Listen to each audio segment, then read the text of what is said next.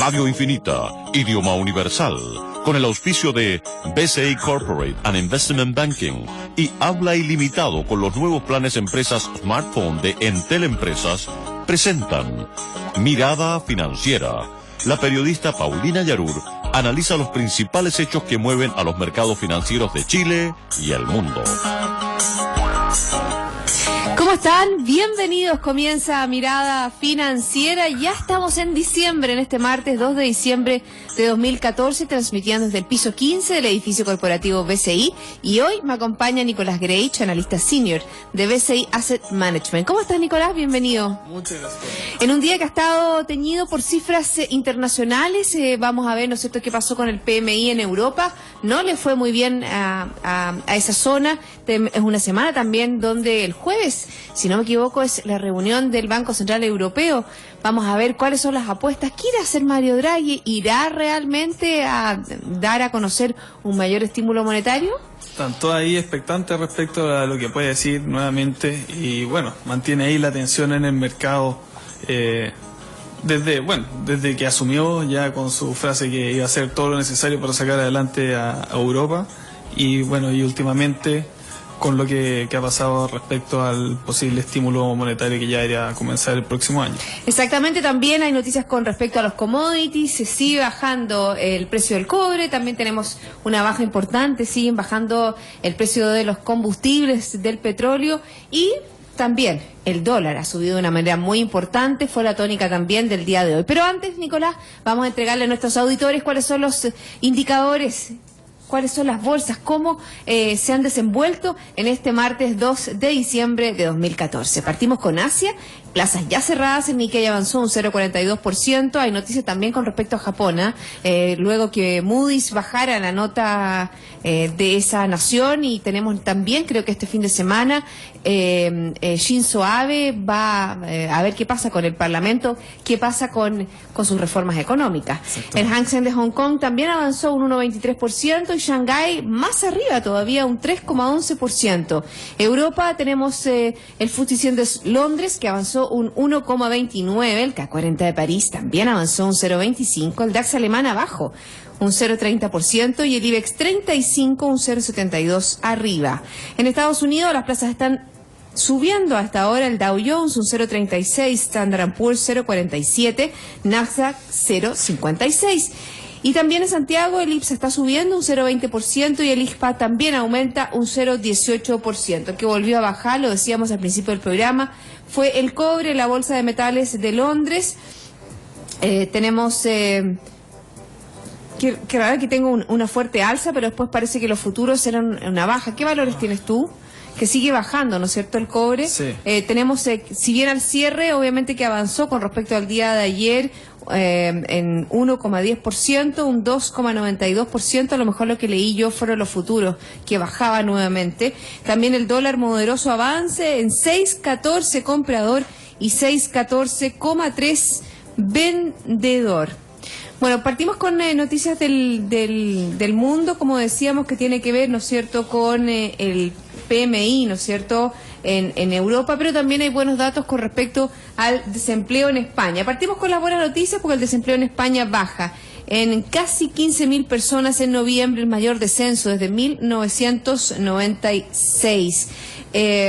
También tenemos noticias con respecto a Rusia, que empeora sus proyecciones y espera volver a la recesión con una caída de un 0,8% del Producto Interno Bruto en el 2015. Exactamente. Es complejo el panorama de Rusia.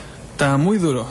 Rusia muy afectado ahí por lo que ha sido la caída en el precio del petróleo y también todo lo que ha sido esta situación geopolítica y crisis que tiene con Ucrania por territorios en disputa y también lo que lo ha hecho que la Unión Europea y Estados Unidos tomen represalia económica en contra de ellos.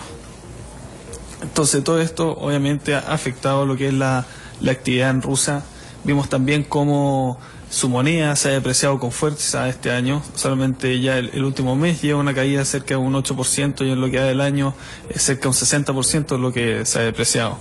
Entonces ahí vemos que para el próximo año va a estar muy difícil la situación.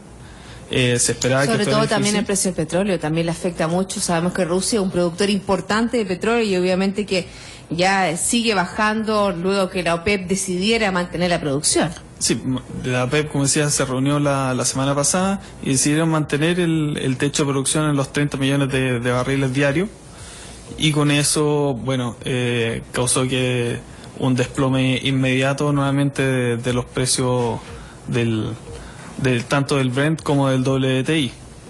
Bueno, el cobre, es cierto, rompe la racha negativa de 6 semanas, ¿no es cierto?, consecutiva, y cierra un poco más de arriba de un 1%, confirmando el valor que estábamos hablando. Fíjate lo que también ha bajado de una manera bien importante, no solo el petróleo, vi como el oro había bajado, también la plata ha bajado, otros commodities que también han visto su valoración en descenso. ¿Tiene que ver eso con las perspectivas de China? ¿Tiene que ver, por ejemplo, con que el gobierno chino haya, ¿no es cierto?, rebajado la tasa de interés y eso genera duda en cuanto al posible crecimiento que puede tener la nación? Hay commodities ahí que reaccionan más un poco por lo que puede pasar con China, como ahí muy ligado está con lo que pasa con el precio del hierro y también lo que pasa con el cobre, porque el grande demandante de estos commodities es China. Entonces, respecto al crecimiento y la inversión que sean capaces de hacer, obviamente va a afectar mucho la demanda. Pero por otro lado, bueno, el tema del petróleo está afectado más que por la actividad económica mundial hoy día, es por una sobreoferta que se produjo principalmente por toda esta nueva entrada de nueva tecnología que se ha empezado a explotar en Estados Unidos, lo que es el shale oil y el shale gas, que antes no existía. Y como veíamos hace unos años, Estados Unidos era un importador neto de petróleo y hoy día ya está exportando petróleo. Entonces, ese sobre oferta de petróleo ha hecho que caigan los precios, y también debido a que un poco la economía tampoco se ha recuperado con tanta fuerza como esperábamos. Por ejemplo, hay declaraciones con respecto al Fondo Monetario Internacional que hablan, ¿no es cierto?, de los efectos que podría tener el precio del petróleo. Sabemos que hay economías que les va a tocar muy importante: Colombia, Venezuela, Rusia, México, que son exportadores y obviamente que van a tener menos ingresos fiscales con respecto al cobre, pero que a nivel global esta baja que ha tenido el precio del petróleo va a tener un efecto positivo en la economía mundial, algo que, por ejemplo, ya hay declaraciones del ministro de Energía chileno, Máximo Pacheco, que admite que la fuerte baja en el petróleo obviamente que ayudará a reducir los costos de la energía, costos que son bien importantes, sobre todo, ¿no es cierto?, con un cobre que está bajo los $3, y obviamente que el costo de la energía sabemos que para la industria minera es fundamental. Sí, ahí, como decía, al final esta caída en los precios de los combustibles hace que la producción de energía sea más barata, los costos de transportes también disminuyan, entonces ahí se hace más competitiva la industria. Y eso también puede ser un poco, bueno, traspasado a precio. Y por el lado de los exportadores chilenos, bueno, el fortalecimiento del tipo de cambio también lo ayuda a paliar las caídas de los commodities en sí. Que eso también es otra cosa que afecta también al precio de los commodities, por ejemplo al oro, a la plata, es también la apreciación del dólar respecto al resto de las monedas. Entonces eso hace que... ¿Y cuál es la evaluación que ustedes hacen con respecto al precio del dólar en el corto plazo? ¿Podría llegar a los 650 pesos que se hablan algunos analistas? Bueno, algunos analistas han dicho que puede llegar a 650. También hemos visto gente que está proyectando que el precio promedio para el próximo año puede estar en los 630. Pero sí, hay alguna cosa que es muy difícil de predecir en el corto plazo. El tipo de cambio. El tipo de cambio. Y también hay muchas cosas que puede afectar, por ejemplo, que cómo se va a financiar el gobierno el próximo año. Entonces eso afecta mucho. También hemos visto, qué sé yo, por ejemplo, cuando hacen compras de empresas chilenas, inversionistas extranjeros, tienen que entrar esos dólares al país y eso genera shock en el corto plazo, que son muy fuertes, dado que también la moneda no tiene tanta profundidad como otras lo tienen en el extranjero. Bueno, nos fuimos, la verdad que hemos estado picoteando porque estábamos hablando de los mercados internacionales, pero obviamente que son noticias que tienen que ver con los commodities que nos afectan a nosotros directamente. Volvemos a Europa con los datos que íbamos a mencionar que tienen que ver, Nicolás, con la producción industrial de la eurozona, que baja 0,4% en octubre, cuando habían subido 2 décimas, mientras que en comparación con el mismo mes del año pasado bajaron un 1,3% según informó la Eurostat. Obviamente que este es un otro factor que puede mover el piso, ¿no es cierto?, a Mario Draghi y su posible anuncio de estímulos monetarios ya no solo en palabras, sino que en acciones. Sí, como decíamos, en un principio, bueno, el Banco Europeo no podía hacer mucho hasta que Estados Unidos no terminara su programa de estímulos, porque al final era competir un grande contra un gigante, entonces los efectos iban a ser un poco, no se iban a ver en la economía.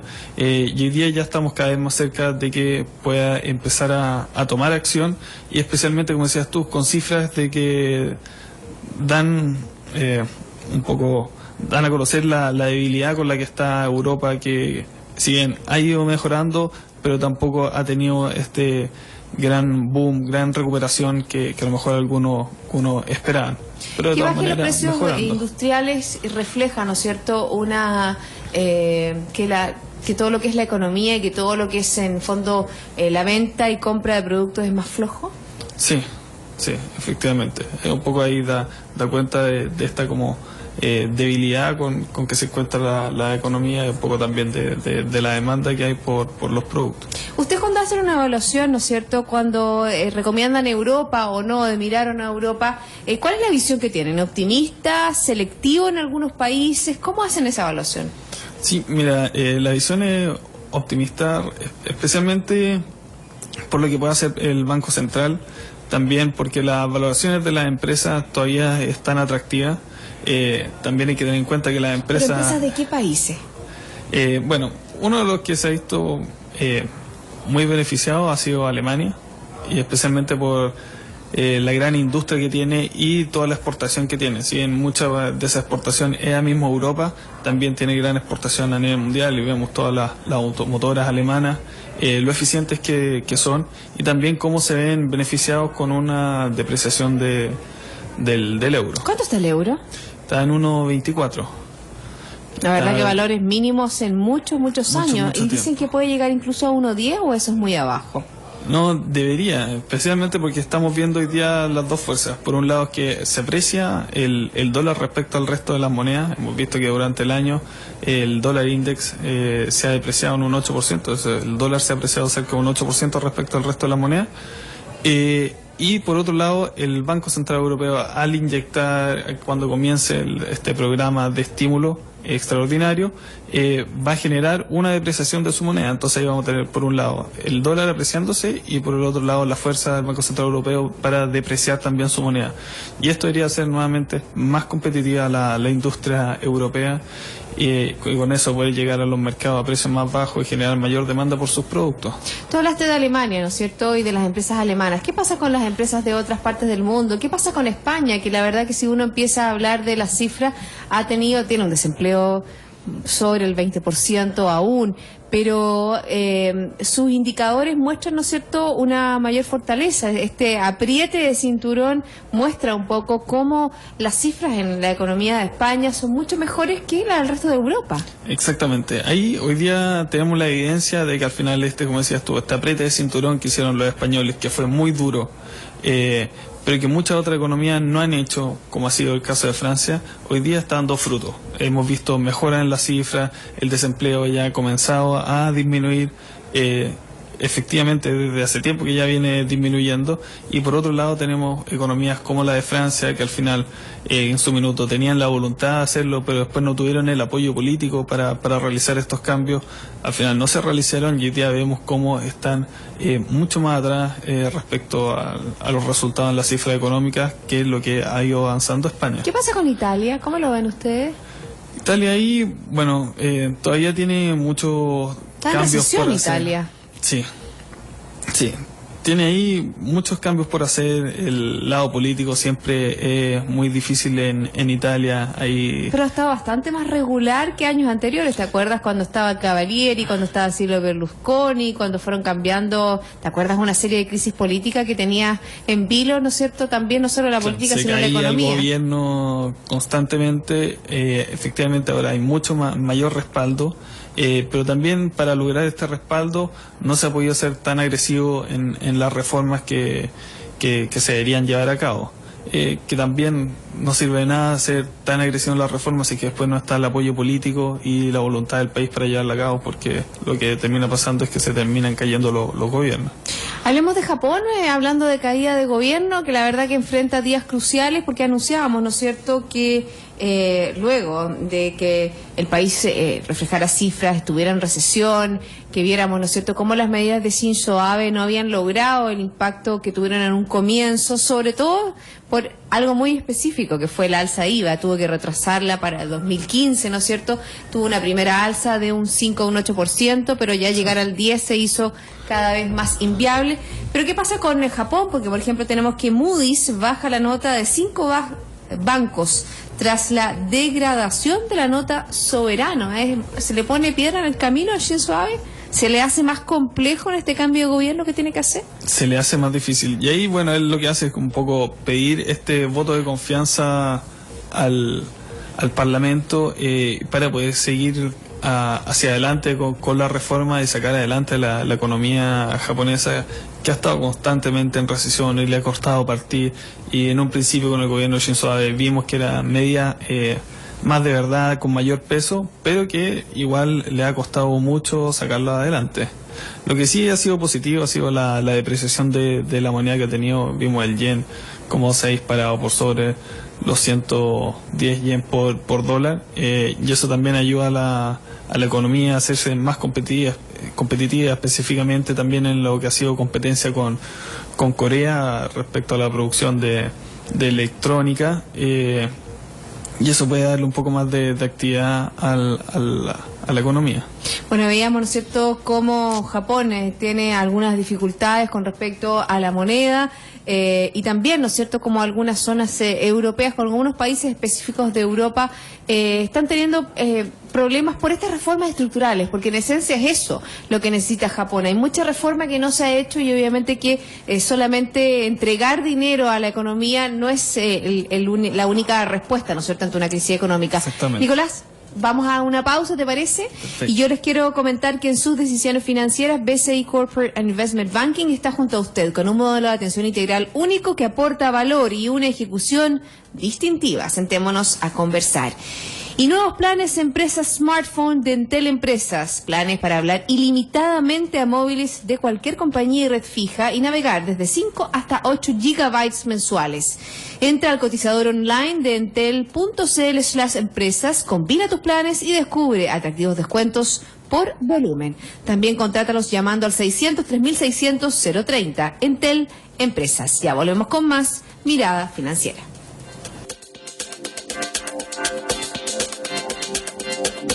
BCI Corporate and Investment Banking, un socio estratégico con un modelo de atención integral único y un banquero de relación que le entregará las mejores soluciones ante desafíos complejos, con ideas innovadoras que aporten valor y una ejecución distintiva en negocios de gran escala. BCI Corporate and Investment Banking. Sentémonos a conversar.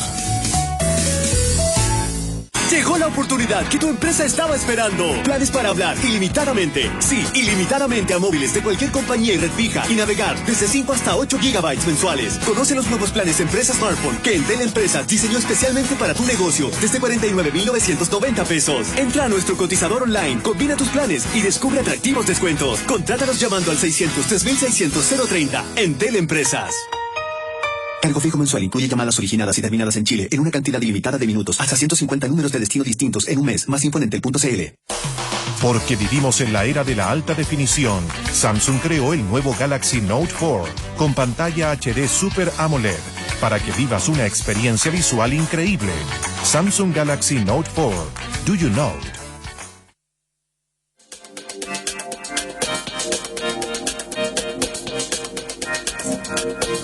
Estamos de vuelta aquí en Mirada Financiera conversando con Nicolás Craig, analista senior de BCI Asset Management. Yo les quiero comentar antes de empezar el análisis que BCI Corporate and Investment Banking ofrece soluciones en corretaje de bolsa, Miami Branch, securitizadora, banca privada, Sales and Trading, finanzas corporativas y Asset Management a través de un solo ejecutivo de relación, que en este caso podría ser Nicolás, ¿o no? ¿Tú haces todas esas cosas, Nicolás? Algo. Estamos ahí dentro de todo el gran equipo que trabaja acá en el BCI.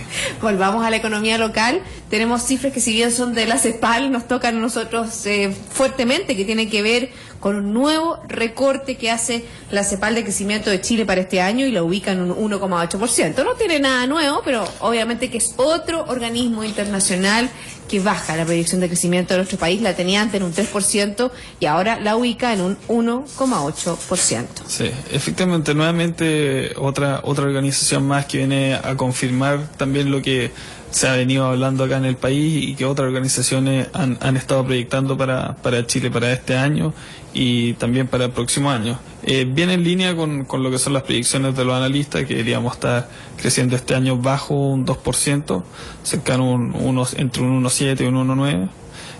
Y el próximo año también se está hablando... Está hablando de un 3, ¿no? De un 3, sí. Y ahí ya hay varios que están proyectando bajo un 3%, hay varios analistas, economistas que están proyectando... ¿Cuándo tenemos cercano a un IPOM? La 2,7%. próxima semana, me parece, ¿no? Sí.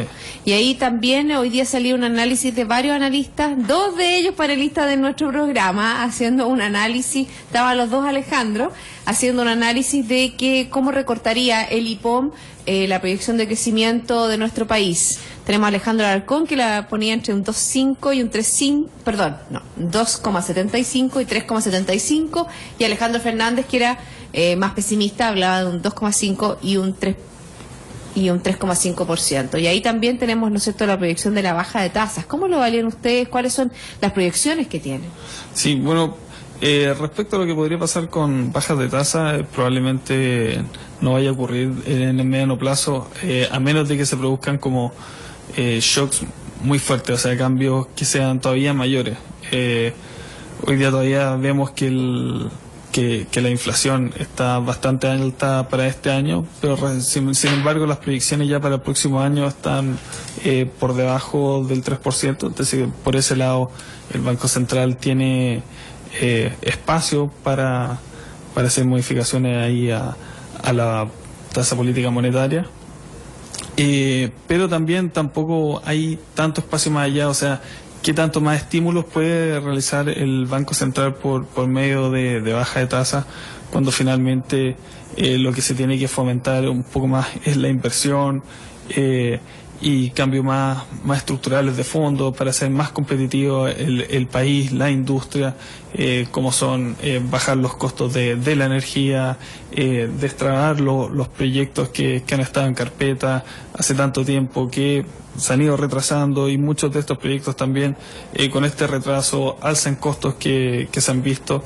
ya han salido de la carpeta. Entonces al final son esos los temas que hay que atacar para recuperar el crecimiento. Bueno, hablando de crecimiento y hablando un poco de la bolsa local, se anuncian movimientos para el próximo año, movimientos con respecto a la salida de 2 empresas y a la entrada de 2 empresas. Sabemos, ¿no es cierto?, que este índice es el índice selectivo, el IPSA, de precios de acciones, que son las empresas más grandes, ¿no es cierto?, de mayor capitalización bursátil. Sí, son las más líquidas. Ese es como un poco como se compone el índice. Tienen que cumplir ciertos requisitos. Todas las empresas tienen que tener un market cap mínimo de $200 millones. Y son ¿Qué las significa empresas... eso? Ahora hablemoslo fácil para que la gente nos entienda. El market cap es la capitalización bursátil, como se dice. Y al final ¿cuánto cuesta una empresa, no? El valor actual de mercado que tiene, que es la cantidad de acciones por el precio de la acción. Perfecto. Entonces tiene que por lo menos pesar más de $200 millones, después tener un mínimo de free float, que es la cantidad de acciones que no pertenecen al grupo controlador, entonces que realmente están en transacción en la bolsa, y también de estar dentro de las 40 más transadas del ICPA. El ICPA del índice general, que compone cerca de 200 empresas, como decía el IPSA, a las 40 más transadas. Y este índice se rebalancea todos los años. Por primera vez para el próximo año se espera que el cambio no se va a producir el primer día de transacción del 2015, sino que se va a realizar, si no me equivoco, el 9 de febrero. Y fíjate que hay esta nueva composición que tendría el IPSA durante el 2015, CFR y CGE saldrían del benchmark, y mientras Aqua Chile y Gasco se incorporarían en este 2015. Exactamente, y eso es por el tema de que ¿Qué significa eso?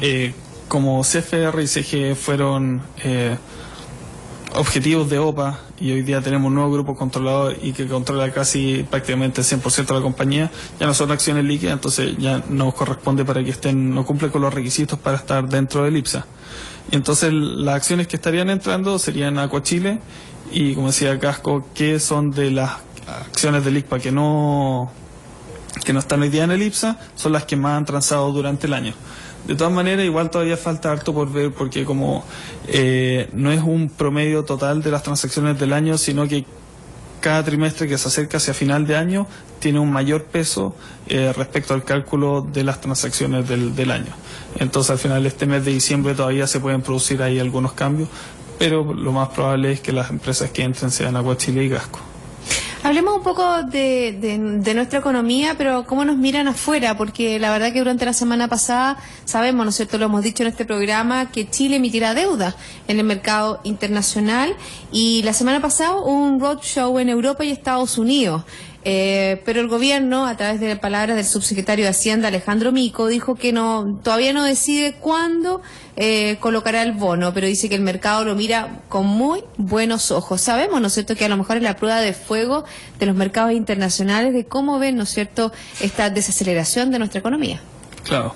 Sí, pues, bueno, ahí como decía, igual de repente se ven con maneras distintas qué tanto se ve como Chile y los cambios que está haciendo y esta desaceleración que muchas veces se puede tomar como temporal, y también cómo vemos nosotros desde adentro y cómo impacta a la empresa y al final al empleo desde adentro.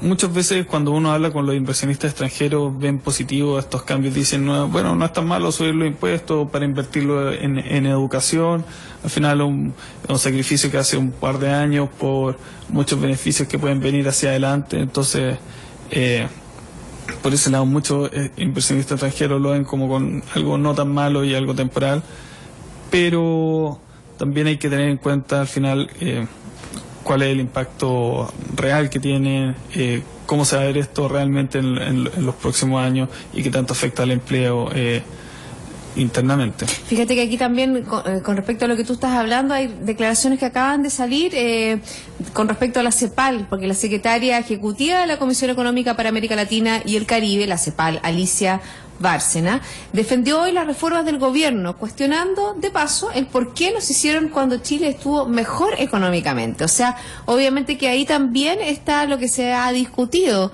de que es el momento. Exactamente.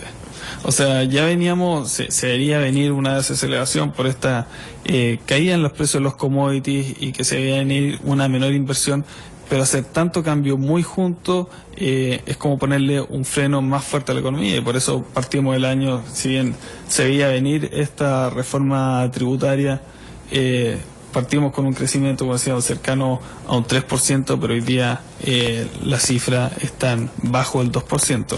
Fíjate que también hace declaraciones en esta Alicia Bárcena, sí. La secretaria ejecutiva de esta comisión económica de la CEPAL habla obviamente que cómo nos miran a nosotros en el contexto internacional. Dice, Chile tiene mucha credibilidad externa porque tiene instituciones, marcos legales, Estado de Derecho y además una estabilidad que es muy respetada internacionalmente. Y fíjate que hay otro elemento que también tiene que ver con nuestra matriz productiva. Dice, Chile es un país que requiere una profunda reforma porque no puede depender solo del cobre, tiene que expandir su estructura productiva, tiene que expandir sus capacidades humanas para explorar otros campos económicos. Y ahí un poco está el énfasis, ¿no es cierto?, en esta reforma educacional que realmente pueda tener un impacto, ¿no es cierto?, en la formación de un capital humano que sea más acorde con la globalidad del mundo. Sí, ahí está, finalmente el mayor valor agregado y generar para hacia adelante, tratar de invertir en el futuro y no solamente pensar de estar explotando las riquezas naturales que tenemos hoy día. Exportar inteligencia, esa es la clave. Nicolás, 1.000.000 de gracias por haberme acompañado en el día de hoy. Te deseamos lo mejor en tus vacaciones, que sabemos que vas a comenzar este domingo y nos estaremos viendo pronto. Sí. Y así Eso está finalizamos Mirada Financiera. La invitación a todos ustedes es a quedarse en compañía de Radio Infinita. Nosotros nos reencontramos mañana a las 2 de la tarde. Hasta entonces.